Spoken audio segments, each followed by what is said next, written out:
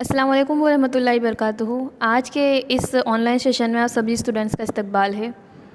आज के सेशन में हम बात करेंगे सोशियोलॉजी के, जिसमें हम बात करेंगे टॉपिक ग्लोबलाइजेशन के मानी। वैश्विकीकरण का मतलब क्या है, आलमगीरियत इसे उर्दू में कहेंगे तो इसको हम देखते हैं। वैश्वीकरण नो अर्थ।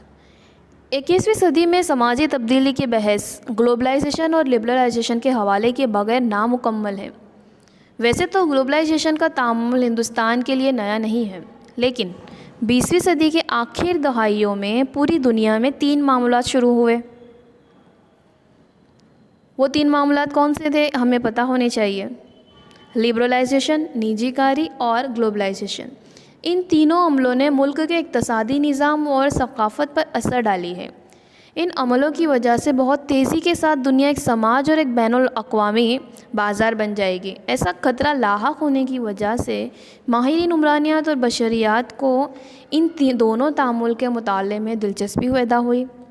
तब्दीली के समाजी तहज़ीबी तामुल के तौर पर अब हम बात करेंगे ग्लोबलाइजेशन और लिबरलाइजेशन की। हमारा चैप्टर का नाम ही है समाजी तामुलात में तब्दीलियाँ, जिसमें हमने मगरिबियत की तो ऑलरेडी बात कर ली है। इस चैप्टर में अब हम नेक्स्ट टॉपिक की बात करेंगे ग्लोबलाइजेशन और लिबरलाइजेशन। ग्लोबलाइजेशन एक पेचीदा समाजी, इक़्तिसादी, सियासी तामुल है जो दुनिया के हर मुल्क में नज़र आता है। माहिरीन समाजियात की नज़र में ग्लोबलाइजेशन का तामुल वक्त और मादी फासलों को कम करके मुल्क और रियासत को करीब ले आया है और दुनिया को एक गाँव की शक्ल इख्तियार कर दी है। तरसील और अबलाग के इनकलाब और मशीनी ज़राए ने इस तामुल को हरकत पजीर किया है। ये है बुक की थियोरी। अगर मैं इसे आपको नॉर्मल अल्फाजों में समझाऊँ तो ग्लोबलाइजेशन ने हमारी पूरी दुनिया को एक गांव बना के रख दिया है, और जो नई नई टेक्नोलॉजी मोबाइल वगैरह का तरसील और अबलाग में जो चेंजेस आया है, जो नई टेक्नोलॉजी आई है, उसकी वजह से ये तामुल बहुत ही ईजी हो चुका है। हम पहले बात करते थे कि अगर हमें फ़ॉरेन कंट्री में जाना है तो बहुत ज़्यादा प्रोसेस करना पड़ता था, हम सोच भी नहीं सकते थे बिकॉज़ हमारे पास वो सोर्सेज नहीं थे। लेकिन जैसे जैसे टेक्नोलॉजी हुई, हमारे पास वीज़ा है उस चीज़ का, जहाँ पर जाना हो हमारे पास सारी चीज़ें अवेलेबल है, तो हम ईज़िली अलग अलग सोर्सेज़ के ज़रिए वहाँ जा सकते हैं। और इसी तरह से अगर जो लोग बिज़नेस करते हैं और वो अपना बिज़नेस वहाँ पर कुछ अपना इन्वेस्टमेंट करना चाहते हैं, कोई अगर फ़ॉरेन कंट्री में, तो वो कर सकते हैं। अपना बिज़नेस वो वहाँ से भी कर सकते हैं अदर कंट्री में रहकर, या इंडिया भी अदर कंट्रीज़ के साथ, अमेरिका, चाइना, जापान वगैरह के साथ जो बिज़नेस करती है वो कहलाता है ग्लोबलाइजेशन। इन शॉर्ट ग्लोबलाइजेशन एक तामुल है जो हमारे कोई बॉर्डर्स को नहीं रोकता। हम इजीली ऑनलाइन इसको बिज़नेस को चला सकते हैं। फॉर एग्ज़ाम्पल्स, जैसे कि हम यहाँ पर इंडिया में रहकर भी बहुत सारी चीज़ों का इस्तेमाल, बाहर का इस्तेमाल करते ही हैं। और इवन अगर मैं आपको बता दूँ, जो ये टिकटॉक वगैरह की जो ऐप्स है वो भी सारे ऐप्स फ़ॉरेन की कंट्रीज़ की होने की वजह से कई बार इस पे बैन लगा है कोरोना की वजह से, और हम आत्मनिर्भर बन रहे हैं। तो इससे हम अंदाज़ा लगा सकते हैं कि ग्लोबलाइजेशन की वजह से हम कई सारी चीज़ों का जो इंडिया की नहीं होती है लेकिन हम उसका इस्तेमाल करते हैं, तो वो सिर्फ़ और सिर्फ ग्लोबलाइजेशन की वजह से ही है। तारीफ़ देखते हैं। ग्लोबलाइजेशन की तारीफ़ में योगेंद्र सिंह ने क्या तारीफ़ दी है। हिंदुस्तानी समाज में 1990 की दहाई के बाद इनकलाबी तब्दीली रूनुमा हुई। ग्लोबलाइजेशन की वजह से समाजी तबक़ाती हैयत बदली है, साथ ही साथ समाजी तब्दीली की रफ्तार में बदलाव आया है। नेज़ आबादी पर मुबनी तब्दीली, शहरकारी और सनतकारी का तामुल भी तेज़ हुआ है। ग्लोबलाइजेशन की वजह से हमारी समाजी तबक़ाती हैयतों में तो तब्दीली आई है, इसके अलावा शहरकारी और सनतकारी में भी बहुत अच्छा खासा तरक्की हासिल हुई है। इसके अलावा माइकल वाटर्स की भी एक तारीफ़ है कि ग्लोबलाइजेशन एक तामुल है जिसमें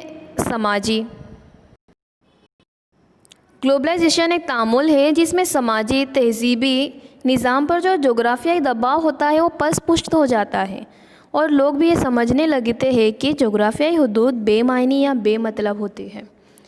इन्होंने बहुत ही सही कहा है माइकल वाटर्स ने। इन्होंने बताया कि ग्लोबलाइजेशन क्या है, जिसमें हमें जोग्राफियाई चीज़ें या फिर हुदूद वो हमारे लिए बेमायनी हो जाते हैं। हम इजीली इंडिया में रहकर या फिर एक कंट्री से दूसरी कंट्री के साथ तालमेल रख सकते हैं, प्रोसेस एक अमल कर सकते हैं, इकोनॉमिकली बिजनेस की डील कर सकते हैं। क्योंकि ग्लोबलाइजेशन एक तामुल है जिसने पूरी दुनिया को गांव बना के रख दिया। मतलब एक छोटा, हम यूँ नहीं सोच सकते कि अदर कंट्री के साथ हम कैसे बिज़नेस करें, कोई सोर्सेस नहीं है। नहीं, आज के ज़माने में एलपीजी की वजह से ये सारी चीज़ें पॉसिबल है। तो ये हुई ग्लोबलाइजेशन की तारीफ़। आलमगीरियत यानी क्या? आलम से ही पता चलता है कि हमारा आलम के साथ जुड़ना, दुनिया के साथ जुड़ना, अकेले मुनफरिद तौर पर सोचने की बजाय दुनिया को नज़र में रखते हुए सोचना। ओके, तो ये कहलाता है ग्लोबलाइजेशन। ग्लोबलाइजेशन की खुसूसियात हम देखते हैं तो टोटल 9 खुसूसियात है जिसको हम वन बाय वन समझेंगे। ग्लोबलाइजेशन एक पेचीदा तामुल है, गुजराती में से कहेंगे वैश्विकरणना लक्षणों। एक पेचीदा तामुल है। ग्लोबलाइजेशन के साथ लिबरलाइजेशन, निजीकारी, ये सारी चीज़ें जुड़ी हुई है। तो ये एक सिंपल वे में नहीं, ये एक पेचीदा अमल है, एक प्रोसेस है। बाहमी तामुल एक दूसरे से जुड़ा हुआ एक प्रोसेस है जो आलमी सतह पर जुड़ा हुआ है। एक दूसरी कंट्रीज़ एक दूसरे के साथ जुड़ी हुई है। तो आज के सेशन में हम सिर्फ इतना ही समझेंगे ग्लोबलाइजेशन के मानी। नेक्स्ट सेशन में हम उसकी खुसूसियात देखेंगे। टोटल 9 खुसूसियात है, वो 9 वन बाय वन हम नेक्स्ट सेशन में समझेंगे।